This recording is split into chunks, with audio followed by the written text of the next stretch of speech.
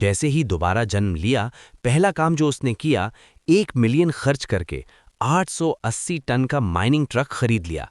और ये कोई पागलपन नहीं था, ये एक मास्टर स्ट्रोक था। क्योंकि इस दुनिया में जब मैकेनिकल यूनिवर्स की रेडिएशन पूरी अर्थ को कवर कर लेगी, तो हर इंसान के नाम पर जो भी व्हीकल होगी, वही उसका एक्सोस्केलेटन मैक बन जाएगी।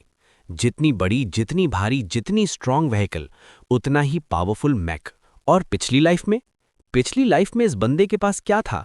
एक शेयर्ड बाइक जो उसने रिटर्न भी नहीं की थी। उसी लाइफ में एक गुजरता हुआ मैकेनिकल बीस्ट आया और उसे चींटी की तरह क्रश कर गया। कोई फाइट नहीं, कोई चांस नहीं, बस खत्म। लेकिन अब 7 दिन बाकी हैं। 7 दिन में उसे एक ऐसा स्टील बीस्ट बनाना है जिसे देख के पूरी दुनिया कांप जाए। उसने फोन उठाया और रात भर सब कुछ कैश आउट करता रहा, सेविंग्स, इन्वेस्टमेंट्स, जो भी था सब। और जब सुबह हुई तो अकाउंट में ठंडा सख्त 50 लाख पड़ा था। अगले दिन वो गया हैवी मशीनरी मार्केट में। 40 लाख में वो 880 टन का माइनिंग ट्रक खरीद लिया। क्यों 880 टन? क्योंकि पिछली लाइफ में जो मैकेनिकल बीस्ट उसे क्रश करते हुए गुजरा था, वो 500 टन का था। इस बार उससे आगे रहना था, वरना कोई पॉइंट ही नहीं था। लेकिन सिर्फ एक ढांचा काफी नहीं था। सिर्फ शेल से कोई मैक नहीं बनता। वो उस स्टील बीस्ट को लेकर सीधा एक ब्लैक मार्केट मॉड शॉप पहुंचा, मॉडिफिकेशंस के लिए। रैम लगवाना था आगे, स्टील मैश वेल्ड करवानी थी विंडोज पे, और ट्रक बेड को एक मोबाइल आर्मरी में कन्वर्ट करना था। गोल क्लियर था, जो भी देखे डर जाए। जब वो ट्रक शॉप के गेट पर रुका तो सब हैरान रह जाए। मैकेनिक लू डेपाओ ने उस स्टील बीस्ट को देखा और बोला, भाई गलत जगह आ गए क्या? ये रिपेयर शॉप है, कोई माइन नहीं। तेरी गाड़ी की वजह से मेरी फाउंडेशन में क्रैक आ गई। उसने पॉकेट से एक ब्लूप्रिंट निकाला और डायरेक्टली बोला, मैं रिपेयर के लिए नहीं आया, मॉडिफिकेशंस के लिए आया हूं। ये लो 5 लाख, सिर्फ काम के, मटेरियल अलग से। इतना सुनना था कि लू डेपाओ की ब्रीदिंग तेज हो गई। तभी एक तेज इंजन की आवाज आई। एक रेड पोर्शे आरो की सबके सामने। बाहर निकला ज़ैंग शियाओ, पैसा वाला, घमंडी और इस बंदे का सबसे बड़ा दुश्मन। पिछली लाइफ में ज़ैंग शियाओ की स्पोर्ट्स कार एक एजिलिटी टाइप मैक में बदली थी। फास्ट, चालाक और डेंजरस। उसने अकेला जो खाना था वो छीन लिया था, मशीनरी के ढेर में धक्का दे दिया था, और जब भी मौका मिलता ताना मारता था, शेयर्ड बाइक वाला लूजा। गाड़ी से उतरते ही ज़ैंग शियाओ की नज़र पड़ी इस बंदे पर। अरे लिनकान, वो गेट के पास जो कचरा खड़ा है वो तेरा है? अगर है तो हटा साइड में, मेरी गाड़ी को लिफ्ट पे चढ़ना है। उसने कुछ नहीं बोला। ज़ैंग शियाओ से आर्ग्यू करना टाइम वेस्ट था। वो कुछ ही दिनों में खत्म होने वाला था। एनर्जी इससे बेटर जगह लगानी थी। एक्स्ट्रा 2 लाख ओवरटाइम देके उसने काम तेज करवाया। आगे ट्रायंगुलर रैम फिट हो गई, विंडोज स्टील मैश से बंद हो गई, सिर्फ कुछ देखने के लिए छोटे छोटे गैप्स छोड़े। टायर्स पे एंटी ब्लोआउट चेन नेटिंग चढ़ी। अंदर एक सेफ रूम बना, एक साइड पे स्टोरेज, दूसरी साइड पे सोने की जगह, और नाम फोर्ट्रेस टायरेंट। तीसरे दिन की सुबह फोर्ट्रेस टायरेंट का बेसिक स्ट्रक्चर रेडी था। लेकिन अभी एक चीज और चाहिए थी। वो सीधा सिटी के सबसे बड़े वेयरहाउस पहुंचा और पूरे 300 टन डीजल भरवाया, फिर ढेरों सारी सप्लाईज खरीद के अंदर पैक किए। सब हो गया। वो चैन से सोने गया, पूरी नींद ली, और फिर अपोकलिप्स से 24 घंटे पहले दुनिया को फील होने लगा कि कुछ गलत है। स्काई का कलर एक अजीब सा ग्रेइश येलो हो गया। एक हायर डिमेंशनल एनर्जी वेव और मैकेनिकल स्पार्क्स अर्थ की तरफ आ रहे थे। उसने फोर्ट्रेस टायरेंट को स्लोली एक डेड एंड रोड की तरफ चलाया। वहां जमीन थोड़ी ऊंची थी, व्यू वाइड ओपन था, अटैक और डिफेंस दोनों के लिए परफेक्ट, और सबसे बड़ी बात, लोग बहुत कम थे वहां। अपोकलिप्स का पहला अटैक मैकेनिकल बीस्ट्स की तरफ से नहीं आया, वो आया लोगों की अपनी व्हीकल से। रश आवर में हजारों गाड़ियां एक साथ म्यूटेट हुईं, और जो केओस फैला वो असली हेल था। फिर स्काई में एक पर्पल शॉकवेव चाक हुई। पूरी दुनिया ने एक मेटालिक रोर मारा, और टूटे हुए ब्रिज पे खड़ा वो काला बीस्ट फोर्ट्रेस टायरेंट अपना म्यूटेशन कंप्लीट कर चुका था। System self check complete. S class mech vehicle fortress tyrant awaiting orders. एक हल्की मुस्कान आई उसके होठों पर। उसने गियर लेवल नीचे पुश किया। वो मैसिव काला मशीन रोर करते हुए आगे बढ़ा, सीधा उस क्रॉस रोड्स की तरफ जहां दुनिया हेल बन चुकी थी। चलाते चलाते उसने अपना कॉन्शियसनेस फोर्ट्रेस टायरेंट से लिंक किया, अपने माइंड से उसे कंट्रोल करने की कोशिश की। तभी रिडार पर एक रेड डॉट दिखा, एक म्यूटेटेड बस, double decker bus, steel centipede में बदल चुकी थी, स्लोप से सीधा इस पर झपटते हुए आ रही थी। अर्ली म्यूटेशन स्टेज में बड़े मैक्स इंस्टिंक्ट से छोटे मैक्स को हंट करते हैं, उनका मेटल कोर खा के इवॉल्व होते हैं। उसने ब्रेक नहीं मारा और ज्यादा गैस दबा दी, सीधा उस सेंटीपीड बस की तरफ। इम्पैक्ट हुआ, बस फोर्ट्रेस टायरेंट के फ्रंट बम्पर से टकराई और पीछे उछल गई। फिर उसने फोर्ट्रेस टायरेंट आगे बढ़ाया और बिना किसी रहम के उस बस को क्रश कर दिया। System display, level 1 mutant killed, बस टाइप +50 मेटल ओरिजिन पॉइंट्स। बहुत वीक है, उसने धीरे से कहा। अब एक पुराने दोस्त से मिलने का वक्त था। उसने फोर्ट्रेस टायरेंट को माइंड से डायरेक्ट किया डाउनटाउन की तरफ। वहां एक क्रॉस रोड्स पर खड़ा था एक ह्यूमनॉइड मैक 4 मीटर का, ज़ैंग शियाओ। उस सुपरकार का mutation scarlet lightning. Supercar type mix की यही खासियत होती है, अपोकलिप्स के पहले दिनों में ही पूरा ह्यूमनॉइड फॉर्म डेवलप कर लेते हैं। ज़ैंग शियाओ की आवाज स्पीकर्स से गूंज रही थी, यही है असली पावर। उसका घमंड पीक पे था। तभी दूर से एक बड़ा काला शैडो दिखा। वो उस गरीब बंदे की गाड़ी है क्या? नो वे, इतना बड़ा लोहा मूव भी कर सकता है क्या? जेलसी और डर ने उसकी सोच को ढांप लिया। ज़ैंग शियाओ ने स्कारलेट लाइटनिंग को आगे बढ़ाया, सीधा फोर्ट्रेस टायरेंट की तरफ। 100 मीटर 2 सेकंड में क्रॉस कर लिए। हाथ में carbon fibre high frequency vibrating blade सीधा एक टायर पे मारा। ब्लेड टायर से टकराया और टूट गया। रिकॉइल ने पूरा ज़ैंग शियाओ का आर्म उड़ा दिया। फोर्ट्रेस टायरेंट सीधा स्कारलेट लाइटनिंग पे चढ़ गया। वो लाल स्पोर्ट्स कार एक पतली लाल स्क्रैप शीट में बदल गई, जमीन में दब गई। System display, level 1 mutant killed, supercar type +1 rare speed module fragment. लेकिन अभी रुकने का वक्त नहीं था। स्कारलेट लाइटनिंग को क्रश करते ही स्काई से 3 मैकेनिकल बीस्ट्स नीचे डाइव करने लगे। नीचे जमीन फटी और एक बरोइंग टाइप बाहर निकला। उसने हाथ बढ़ाया और कंसोल पर एक रेड बटन दबाया। हाइड्रोलिक सिस्टम रोर किया। ट्रक बेड के पीछे से कैमोफ्लाज टार्प खिंच के हट गई और सबके सामने रिवील हुआ twin mounted 30 mm auto cannon turret. उसने होठ चाटे, आंखों में एक पागल सा जोश था। आओ सब एक साथ, आज दिखाता हूं कैलिबर ही सब कुछ है। 30 mm ऑटो कैनन का मोटो वार्म अप हुआ, स्पिन किया। हवा में एक एक्रिड आयोनाइजेशन की स्पेल भर गई। 3 मैकेनिकल बीस्ट्स ने उस काले स्टील के ढेर की एंटी एयर पावर को क्लियरली अंडर एस्टिमेट किया था। उन्होंने अपने ब्लेड जैसी विंग्स फोल्ड की और तीनों एक साथ नीचे डाइव किए। उनके अंडरबेली पे एसिड सैक्स खुल गए, ग्रीन करोसिव फ्लूइड स्प्रे करने के लिए बिल्कुल रेडी। कॉकपिट में वो बैठा। 3 रेड क्रॉस हेयर्स 3 टारगेट्स पे फर्मली लॉक हो गए।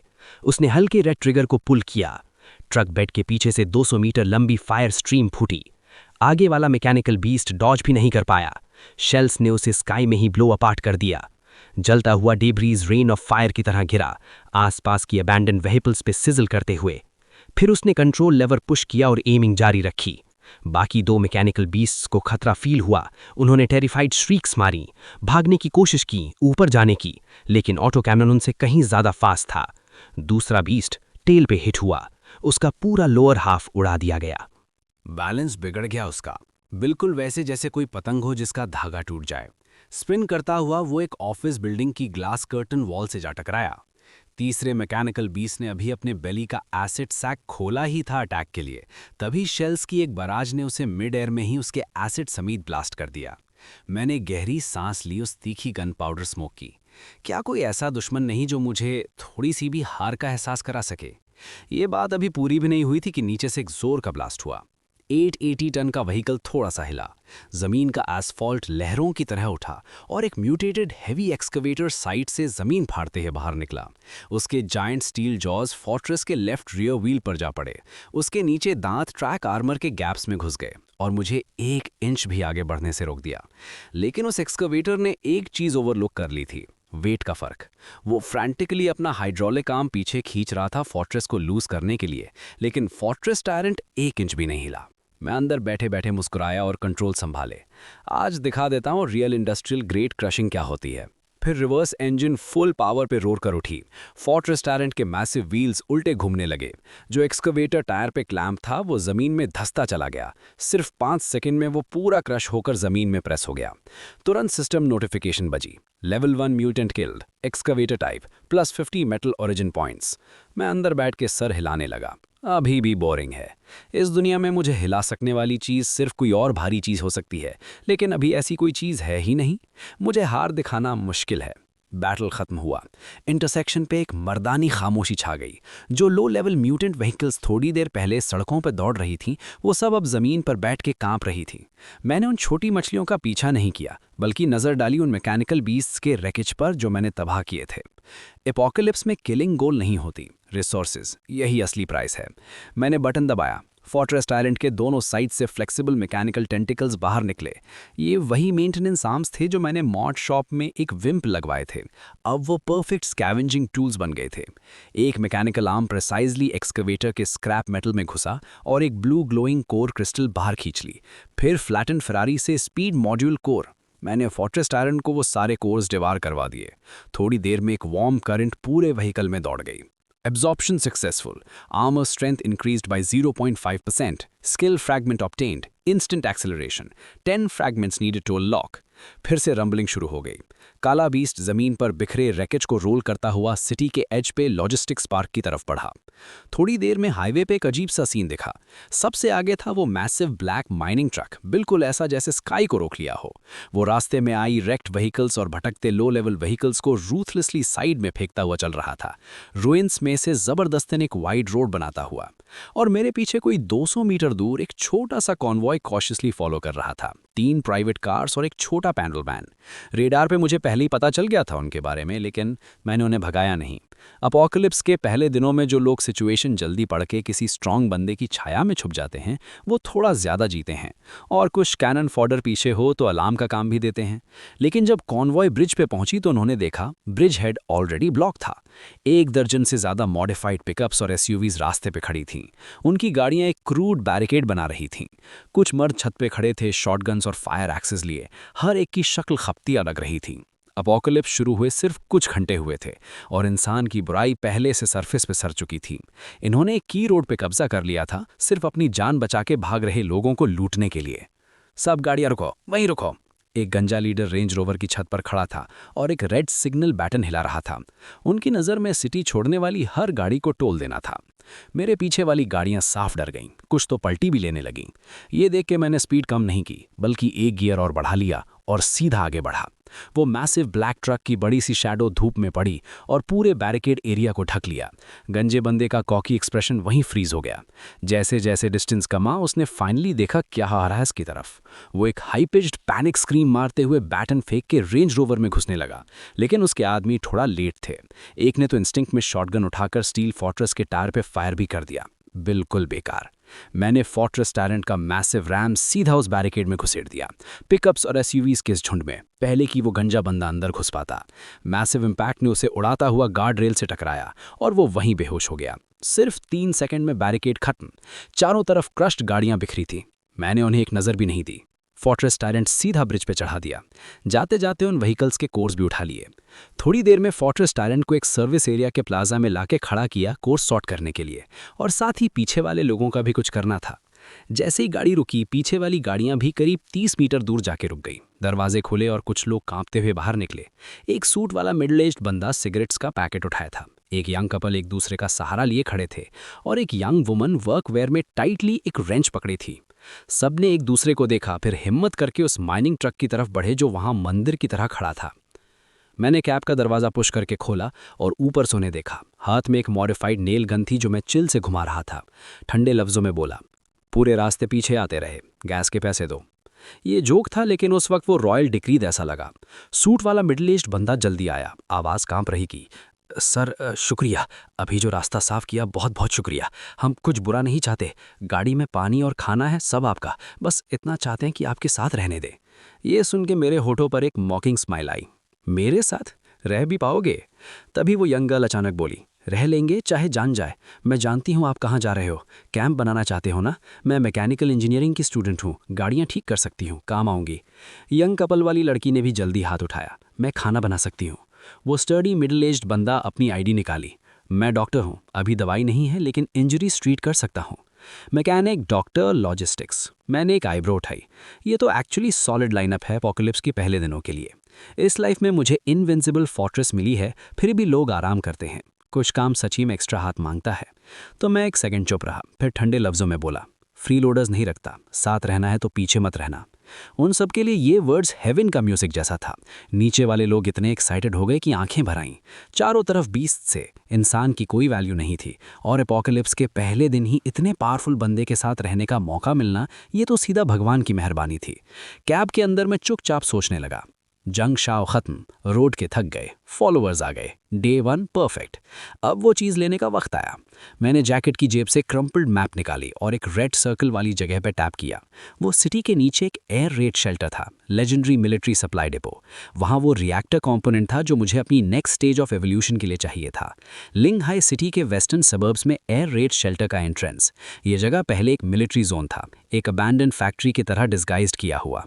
भारी वायर फेंस काफ़ी पहले से रस्ट खा चुका था, और नीचे छुपा था एक वॉर टाइम सप्लाई डिपो। वो काला माइनिंग बेहीमोथ एक कंक्रीट ब्लास्ट डोर के सामने आ रुका, करीब 10 मीटर ऊंची। डोर आधा मीटर मोटी थी। पहले इसे खोलने के लिए कॉम्प्लेक्स इलेक्ट्रॉनिक की और आयरिस स्कैन चाहिए था, लेकिन एपोकलिप्स के बाद जो ईएमपी आया, इलेक्ट्रॉनिक लॉक तब का जल चुका था। डोर अब एक डेड एंड था। पीछे वाला कॉन्वॉय भी रुक गया।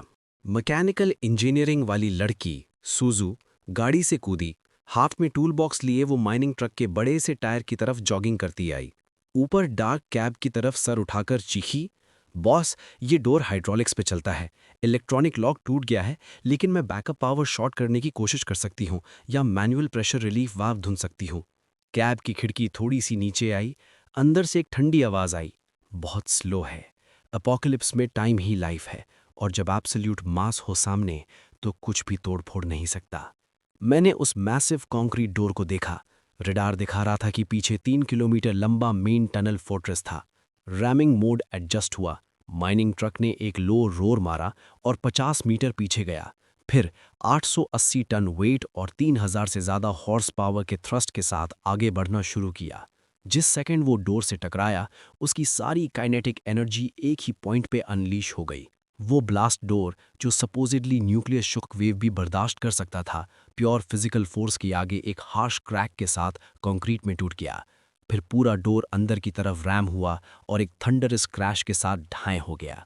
और मेरी फोर्ट्रेस बस रैम पे थोड़ी सी पेंट गई।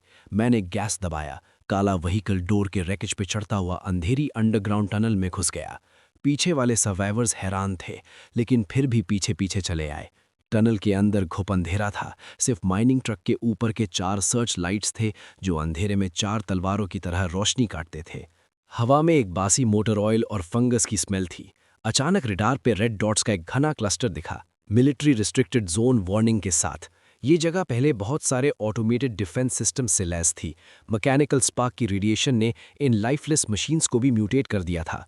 टनल की सीलिंग पे उल्टे लटके कुछ ऑटोमेटेड सेंट्री गन्स अचानक अपनी बैरल्स घुमाने लगे। उनके इंफ्रारेड सेंसर्स ने इंट्रूडर्स को फर्मली लॉक कर लिया। फिर एक डेंस गन फायर बर्स्ट हो गई। बुलेट्स माइनकार्ट के फ्रंट आर्मर प्लेटिंग पर बरसे। कोई नॉर्मल व्हीकल होती तो अब तक चलनी हो गई होती, लेकिन फोर्ट्रेस की मरीन स्टील प्लेट्स की थिकनेस के आगे बुलेट से फेंट वाइट मार्क्स छोड़ पाईं। मैंने एक बार भी नहीं हिला। 30 mm ऑटो कैनन वेस्ट करना ठीक नहीं लगा, बल्कि roof mounted secondary weapon system on किया। वो twin barrelled high pressure water cannon था जो मैंने मॉड शॉप में साइड में लगवाया था। ओरिजिनली ओर धोने के लिए। सिर्फ टैंक में पानी नहीं था, यूज्ड इंजन ऑयल था जो मैंने पेट्रोल स्टेशन से मारा था। 2 काली ऑयल स्ट्रीम्स सेंट्री गन्स पर स्प्रे हुई। फिर एक फ्लेयर फायर किया। फ्लेम्स ने पूरी सीलिंग को 1 सेकंड में निगल लिया। वो म्यूटेटेड सेंट्री गन्स में शायद थोड़ी सी अवेयरनेस आ गई थी, लेकिन वो फिक्स टारगेट्स थे। ब्लेजिंग फायर में एक के बाद एक एक्सप्लोजन्स टनल में गूंज गए। पीछे वाला कॉन्वॉय केयरफुली उन अभी भी जलते रैकेज के बीच से गुजरा। सूजू ने उन प्रिसिजन वेपन पार्ट्स को देखा। दर्द हुआ आंखों में। इतना अच्छा स्टफ, ये सर्वो मोटर्स तो अभी भी काम आएंगे। तभी लाउडस्पीकर पे मेरी आवाज़ आई, चाहिए हैं तो 5 मिनट देता हूँ। बैटलफील्ड साफ करो, जो भी काम का हो उठा लो, रिपेयर्स में लगेगा बाद में। सूजू की आंखें चमक गईं। वो तुरंत गाड़ी से कूदी और कुछ लोगों को साथ लेकर फ्रांटिकली पार्ट स्ट्रिप करने में लग गई। यही एक रीज़न था उन्हें साथ लाने का। मुझे एक प्रोफेशनल लॉजिस्टिक्स टीम चाहिए थी जो सारी लूट को कॉम्बैट पावर में बदल सके। थोड़ी देर बाद लंबी टनल क्रॉस करके हम फाइनली सबसे गहरा स्टोरेज एरिया पहुंचे। स्पेस अचानक खुल गई, एक फुटबॉल फील्ड जितनी बड़ी। एक के बाद एक बड़े शेल्फ्स पे dark green wooden crates, guns, ammo, military rations, body armour.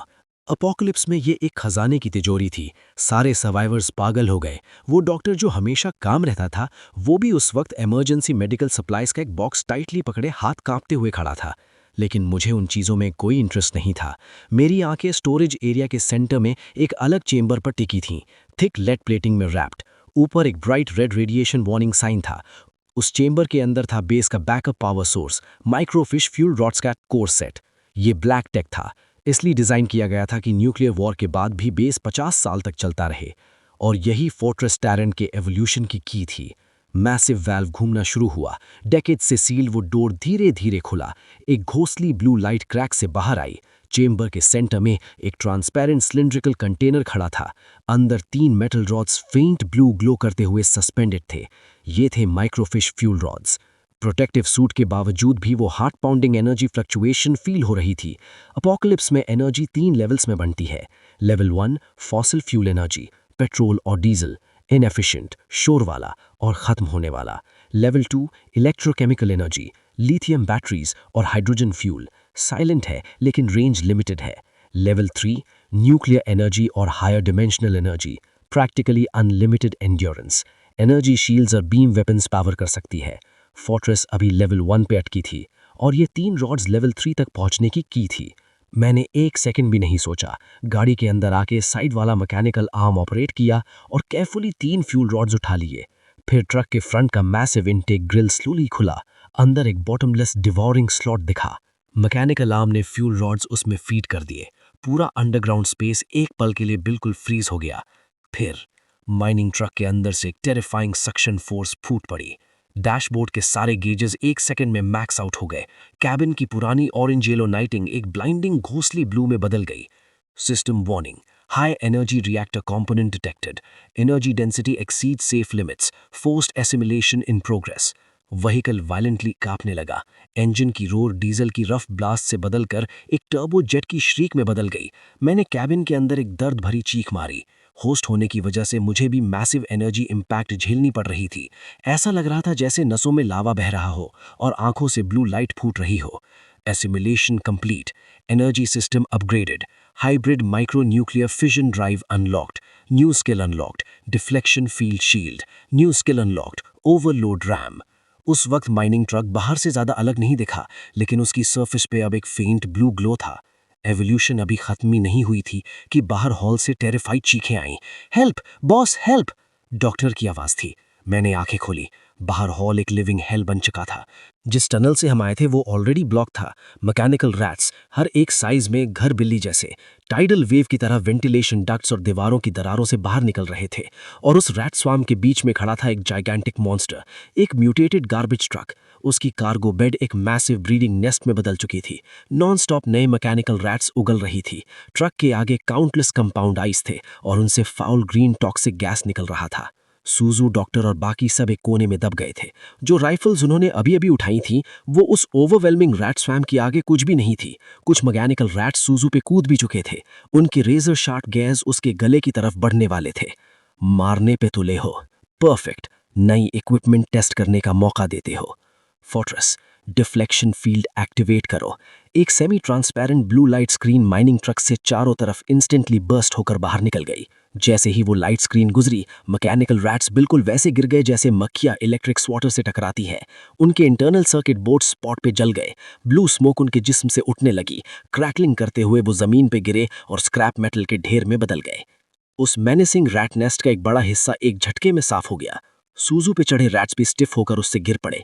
वो खुद भी गिर पड़ी जमीन पे। बहुत मुश्किल से बची थी। उस जायंट ट्रक को देख रही थी जो अब एक होली ब्लू लाइट में नहा रहा था। आंखें फटी की फटी रह गईं।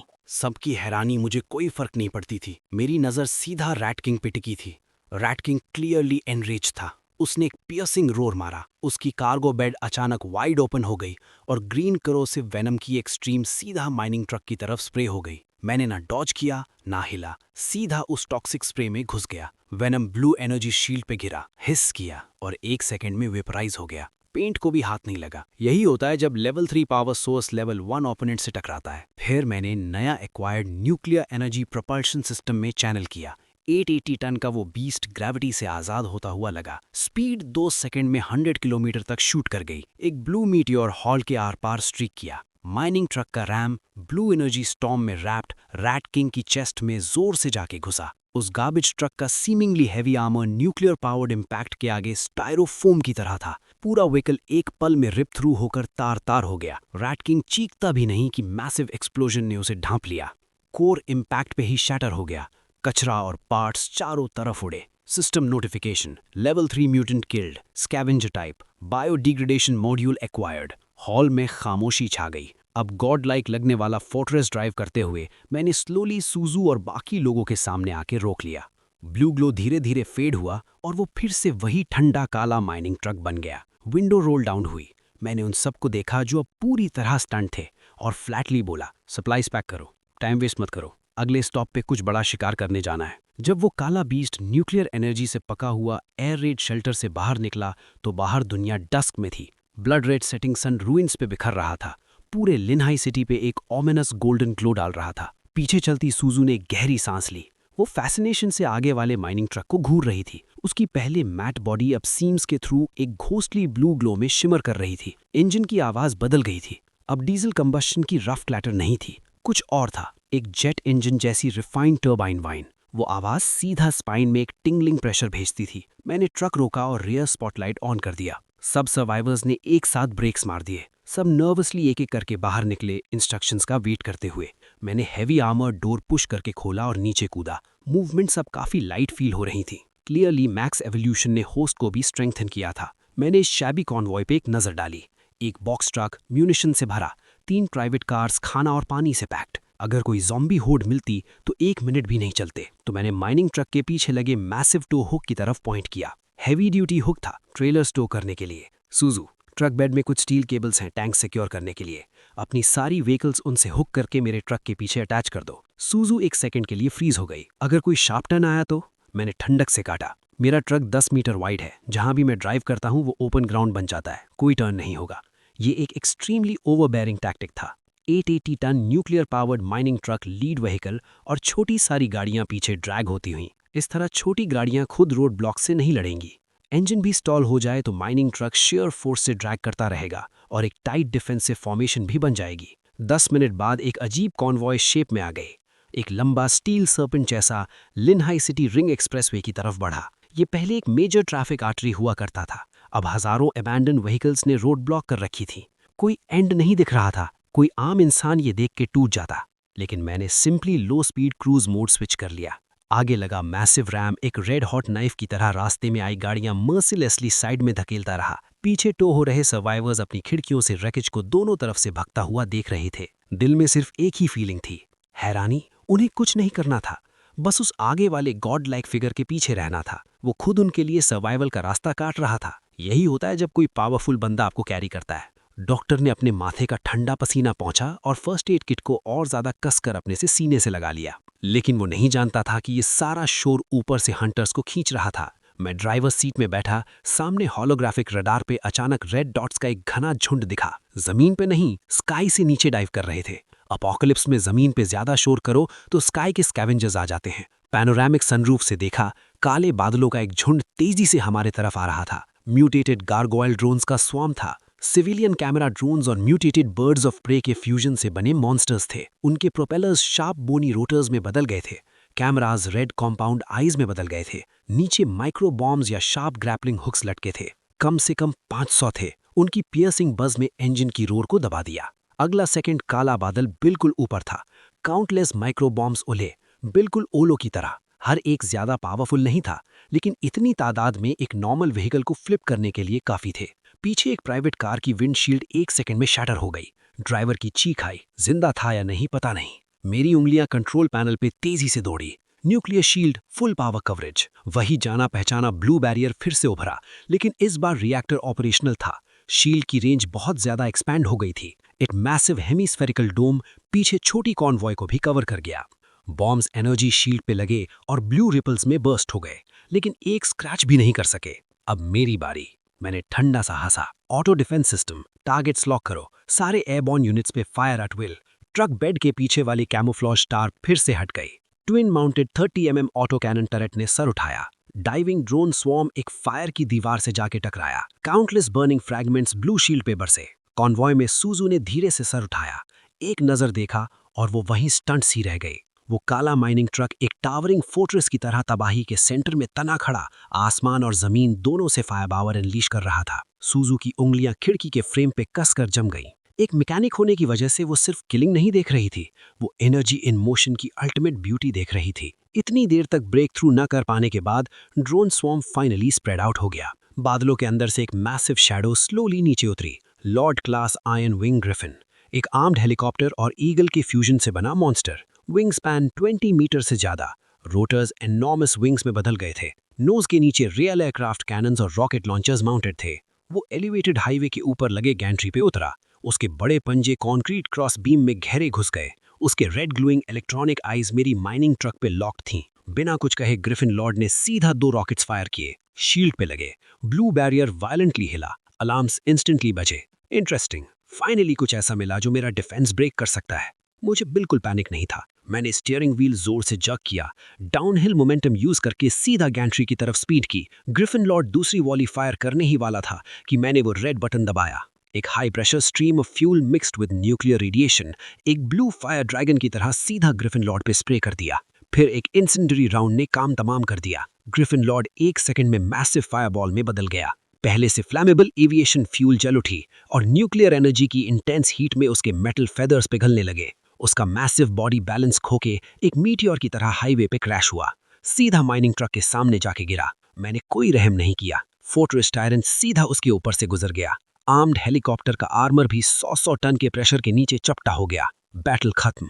5 किलोमीटर रेडियस के आसमान साफ। उस एरिया के ऊपर से फिर कोई चिड़िया भी नहीं उड़ी। आखिरकार मिडनाइट को हम अपनी डेस्टिनेशन पे पहुंचे, Lin Hai international convention and exhibition centre. यहाँ जमीन वाइड ओपन थी, चारों तरफ मजबूत फॉल्स थीं और मेन बिल्डिंग एक ह्यूज स्टील एग्जीबिशन हॉल था। फोर्ट्रेस बनाने के लिए परफेक्ट जगह, और सबसे इंपॉर्टेंट, यहाँ का अंडरग्राउंड पार्किंग गैराज इतना बड़ा था कि ये मैसिव माइनिंग ट्रक भी फिट हो सके। मैंने ट्रक कन्वेंशन सेंटर प्लाजा के बीच में पार्क किया। पीछे वाली छोटी व्हीकल्स भी रुक गईं। सबने दरवाजे खोले और कांपती टांगों पे बाहर निकले। उन्होंने माइनिंग ट्रक को देखा, अभी भी बिल्कुल अनहार्म्ड, और उनकी आंखों में हैरानी के सिवा कुछ नहीं था। मैं ट्रक से नीचे कूदा, हाथ में बियर की कैन थी। आज रात यहाँ कैंप करते हैं। सुजू, कुछ लोगों को साथ लो और बैकअप जनरेटर्स चेक करो। कोई टूटा हो तो ठीक करो। डॉक्टर, हॉल के अंदर मेडिकल सप्लाईज कलेक्ट करो। बाकी सब व्हीकल्स का सर्कल बनाओ और पेरीमीटर सेट करो। सब काम पे लग गए।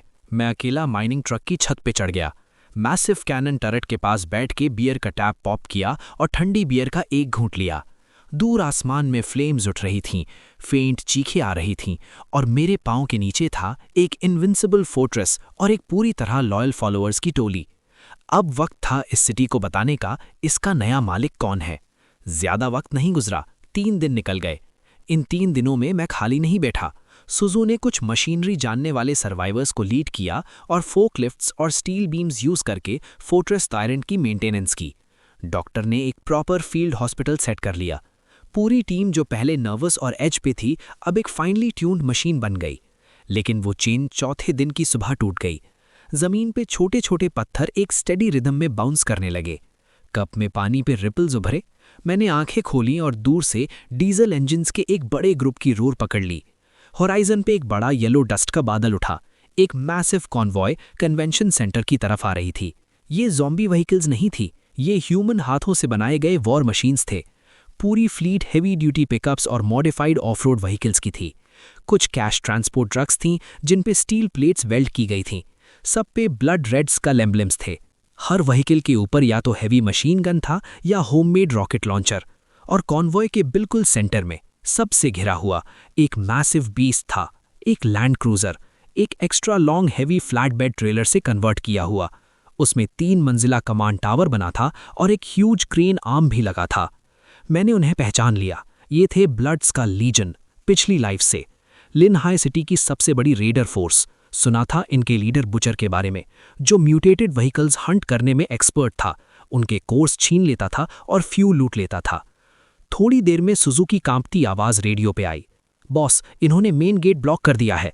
फिर वो लैंड क्रूजर से एक ह्यूज लाउड स्पीकर ने एक हार्श पियर्सिंग साउंड निकाली, अंदर वाले सुनो, मैं ब्लड्स का लीजन का डेप्यूटी कमांडर हूँ। वो व्हीकल और उसके अंदर का एनर्जी कोर हवाले करो, जिंदगी बख्श देंगे। ब्लड्स का लीजन की ये डजन्स आर्म्ड व्हीकल्स किसी भी छोटे शेल्टर को ओवररन करने के लिए काफ़ी थीं। कन्वेंशन सेंटर में बिल्कुल खामोशी छा गई। सबकी आंखें प्लाजा के सेंटर की तरफ मुड़ी, उस संकन काले बीस्ट की तरफ जो वहां खड़ा था। मैं मुस्कुराया। एनर्जी कोर, ये मेरा दिल था। मेरी जिंदगी मांगता है तो अपनी देने की तैयारी करो। मैंने लाउडस्पीकर बटन दबाया। मेरी आवाज़ धीमी थी, लेकिन मैसिव स्पीकर एरे ने उसे पूरे बैटलफील्ड तक पहुंचा दिया। भाग जाओ या मर जाओ। बाहर रेडर्स 1 सेकंड के लिए फ्रीज हुए, फिर हंस पड़े। इजी वे रिफ्यूज कर लिया तो अब हार्ड वे मत रोना, चलो इस जगह को फ्लैट कर दो। उस कमांड पे डजन्स रॉकेट्स फ्लेम्स ट्रेल करते हुए आगे बढ़े और कन्वेंशन सेंटर की ग्लास कर्टन वॉल पे रेन ऑफ फायर की तरह स्लैम किए। मैं किसी कवर के पीछे नहीं गया। वो massive black mining truck exhibition hall के फ्रंट ग्लास डोर सीधा तोड़ता हुआ प्लाजा में निकला, बिल्कुल एक पिंजरे से छूटे शेर की तरह। ब्लू शील्ड बुलेट्स और रॉकेट्स की बारिश के नीचे डैजलिंग लाइट के साथ चमका। सिर्फ रिपल्स, ट्रक को कोई नुकसान नहीं। रेडर्स टन थे। हेविली आर्मर्ड व्हीकल्स पहले देखे थे, लेकिन अपनी एनर्जी शील्ड वाले कभी नहीं। इस बार सिर्फ माइनिंग ट्रक के दोनों साइड्स का 20 मिलीमीटर ऑटो कैलन नहीं था। 2 रोज टाइटली पैक्ड लॉन्च पोर्ट्स अचानक बाहर निकले। ये थे मैन्ड पोर्टेबल थर्मोबैरिक बॉम्ब्स जो मैंने रस्ते में आर्मरी से उठाए थे। सुजू ने उन्हें व्हीकल माउंटेड मल्टीपल लॉन्चर में मॉडिफाई कर दिया था। 24 थर्मोबैरिक बॉम्ब्स रोर करते हुए निकले। वो डजन व्हीकल्स 1 सेकंड में स्क्रैप मेटल में बदल गईं। रेडर्स अंदर चीख भी नहीं पाए, प्रेशर वेव ने पहले ही उनके लंग्स शैटर कर दिए। वैनगार्ड की तबाही ने ब्लड्स का लीजन को डराया नहीं, उल्टा और सैवेज हो गए। ये न्यूक्लियर पावर है, न्यूक्लियर पावर्ड व्हीकल है, इसे ले लें तो दुनिया हमारी होगी। वो मैसिव लैंड क्रूजर फाइनली हिली। एक डीरेल ट्रेन की रोर करते हुए प्लाजा में घुसी। उसका वेपन कैनन नहीं था, वो अनॉर्मस क्रेन आर्म था। उससे एक 10 टन इलेक्ट्रोमैग्नेटिक सक्शन पैड लटका था, म्यूटेटेड व्हीकल्स कैप्चर करने के लिए स्पेशली डिजाइंड। एक पावरफुल इलेक्ट्रोमैग्नेटिक वेव ने मेरे माइनिंग ट्रक को एनगल्फ कर लिया। कोई नॉर्मल म्यूटेटेड व्हीकल होती तो उसके इलेक्ट्रॉनिक सिस्टम्स तब तक डिसेबल हो चुके होते, लेकिन फोर्ट्रेस टायरन के पास न्यूक्लियर एनर्जी शील्ड थी। इलेक्ट्रोमैग्नेटिक वेव्स कंप्लीटली ब्लॉक हो गईं। मैंने उस मैसिव क्रेन आर्म को अपनी तरफ बढ़ते देखा, आंखों में हल्की सी डिस्डेन। मैंने लो रेंज 4 व्हील ड्राइव में स्लैम किया और पीछे हटने की जगह आगे बढ़ा। सीधा लैंड क्रूजर में घुस गया जो मेरे ट्रक से डबल लंबी थी। एक अर्थ शैटरिंग क्रैश के साथ दोनों मैसिव व्हीकल्स ने एक दूसरे को हिट किया। जमीन वायलेंटली हिली। कंक्रीट प्लाजा 1 सेकंड में टूट फूट गई। लैंड क्रूजर का फ्रंट एंड कांटेक्ट होते ही अंदर की तरफ क्रम्पल हो गया, लेकिन अपनी एक्स्ट्रा लॉन्ग बॉडी और 20 व्हील्स की ट्रैक्शन की वजह से वो माइनिंग ट्रक का इम्पैक्ट झेल गया। क्रूजर के कमांड टावर पे बुचर, वो मोटा चेहरा पागलों की तरह रोर किया, इसे पकड़ लो। Massive electromagnetic suction pad mining truck की शील्ड पे जोर से स्लैम किया। शियर फिजिकल फोर्स से उसे क्रश करने की कोशिश कर रहा था। कैब के अंदर रेड वार्निंग लाइट्स फ्लैश कर रही थीं, लेकिन मैं बेहद काम था। मैंने रेडियो में कुछ अजीब सा कहा, सुजू वो वाला उड़ा दो। हुआ ये था कि अभी जो कोलिजन हुई थी उसमें सुजू का piloted self destruct robot quietly land cruiser के चैसी के नीचे स्लिप हो गया था, बिल्कुल मेन फ्यूल टैंक के नीचे। जैसे ही सुजू ने डेटोनेटर दबाया, एक वायलेंट एक्सप्लोजन ने क्रूजर के अंडर कैरेज को 1 सेकंड में टैर कर दिया। पूरा व्हीकल डिस्ट्रॉय करने के लिए काफी नहीं था, लेकिन मेन ड्राइव शाफ्ट उड़ गया और फ्यूल टैंक जल गया। आग 1 सेकंड में आउट ऑफ कंट्रोल हो गई। मैंने उस ब्रीफ स्टिफनेस का मौका देखा। शील्ड सस्टेन करने वाली एनर्जी फील्ड को 1 सेकंड में रिवर्स कंप्रेस किया, फिर माइक्रो रैम के थ्रू अनलीश कर दिया। एक ब्लू शॉक वेव जो नेकेड आई से क्लियरली विजिबल थी, सीधा लैंड क्रूजर के बॉडी के थ्रू शॉट हो गई। वो एरोगेंट लैंड क्रूजर बीच से टूटने लगा। उसका मैसिव कील स्नैप हुआ। कमांड टावर बुचर की डेस्परेट चीखों के साथ नीचे क्रैश हुआ। मैंने माइनिंग ट्रक आगे बढ़ाया और फिर से क्रश कर दिया। मैसिव इंजीनियरिंग टायर्स क्रूजर के रैकेज पे चढ़े और इस मोबाइल फोर्ट्रेस को और उसके अंदर की सारी एम्बिशन को पूरी तरह पैर तले रौंद दिया। बाकी बचे रेडर्स 1 सेकंड में बिखर गए। उन्होंने वेपन्स और आर्मर फेंके और अपने बचे कुचे रेक्स में चारों तरफ भाग गए। मैं जलते रैकेज के ऊपर रुका और बैटलफील्ड के ऊपर से देखा। सुजू और डॉक्टर लोग शेल्टर से बाहर भागे। सब माइनिंग ट्रक के चारों तरफ जमा हो गए, चीयरिंग करते हुए। उन्होंने देखा वो काला बीस्ट जो रूइंस के ऊपर खड़ा था और कैब में बैठे उस बंदे को जो बिल्कुल एक गॉड जैसा लग रहा था। उस पल वो सिर्फ सर्वाइवर्स नहीं थे, वो इस नए किंग के प्रजा भी थे। बैटल खत्म होने के अगले दिन कन्वेंशन सेंटर का सीन बिल्कुल बदल गया था। मैंने किसी को रेस्ट नहीं करने दिया। फ्रैंटिक कंस्ट्रक्शन शुरू हो गई। वो डिस्ट्रॉयड लैंड क्रूजर तबाह था, लेकिन उसने एक बहुत बड़ा अमाउंट स्टील प्लेटिंग, वेपन्स और सप्लाईज छोड़ गए थे। सुजू ने वर्कर्स को डायरेक्ट किया, उन स्टील प्लेट्स को उठारो और कन्वेंशन सेंटर की वॉल्स पे वेल्ड करो, एक असली स्टील वॉल बनाओ। डॉक्टर ने रेडर्स के छोड़े हुए मेडिसिन सॉर्ट किए और एक ऐसा फील्ड हॉस्पिटल सेट कर लिया जहां सर्जरी भी हो सके। और मैंने एक शॉकिंग डिसीजन लिया, फोर्ट्रेस टायरेंट को एग्जीबिशन सेंटर की मेन हॉल में पार्क किया, फिर थिक पावर केबल्स को एक सेट कनेक्ट किया, मोड स्विच किया, core power supply mode. Mining truck का माइक्रो न्यूक्लियर रिएक्टर पूरे बेस को पावर करने लगा, लाइट्स जल गईं, एसी शुरू हो गया, वाटर प्योरिफिकेशन सिस्टम काम करने लगा, एग्जीबिशन हॉल के ऊपर वाला जाइंट स्क्रीन भी जल उठा। इस pitch black deathly silent post apocalyptic wasteland में एग्जीबिशन सेंटर एक ऐसी सिटी बन गई जो कभी सोती नहीं थी। अब ये सिर्फ एक टेम्परेरी शेल्टर नहीं था, ये था टायरेंट सिटी। 1 महीने बाद टायरेंट सिटी डबल साइज का हो गया था। आसपास के सर्वाइवर्स यहां आने लगे शेल्टर ढूंढते हुए। उस वक्त मैं एग्जीबिशन सेंटर की छत पे खड़ा था। मेरे पास था फोर्ट्रेस टायरेंट, जो एक बार फिर अपग्रेड हो चुका था। अब उसमें लैंड क्रूजर से लिया इलेक्ट्रोमैग्नेटिक क्रेन आर्म फिट हो गया था। लिमिटेड ट्रांसफॉर्मेशन एबिलिटी भी आ गई थी। फिक्स्ड गन टरेट बंकर में ट्रांसफॉर्म हो सकता था। तभी सुजू एक टैबलेट लेकर आई, चेहरा गंभीर था। बॉस, रेडार ने कोस्ट के पास एबनॉर्मल एनर्जी फ्लक्चुएशंस पिक की हैं। एनर्जी रीडिंग हमारी रीडिंग से 10 टाइम्स ज्यादा है। मैंने टैबलेट लिया, स्क्रीन पे एक मैसिव रेड शैडो थी जो धीरे धीरे समंदर से ऊपर आ रही थी। एक aircraft carrier, mutated aircraft carrier जिसके पूरे बॉडी पे लिम्स और टेंटिकल्स थे। Mechanical beast, S class leviathan. मैंने उस रेड ब्लिप को देखा, आंखों में कोई डर नहीं था, सिर्फ एक और भी फियर्स विल टू फाइट। मैंने अपने पास खड़े माइनिंग ट्रक को थपथपाया और कहा, जिया, लगता है अभी खत्म नहीं हुआ, हमारा सफर तो अभी शुरू हुआ है।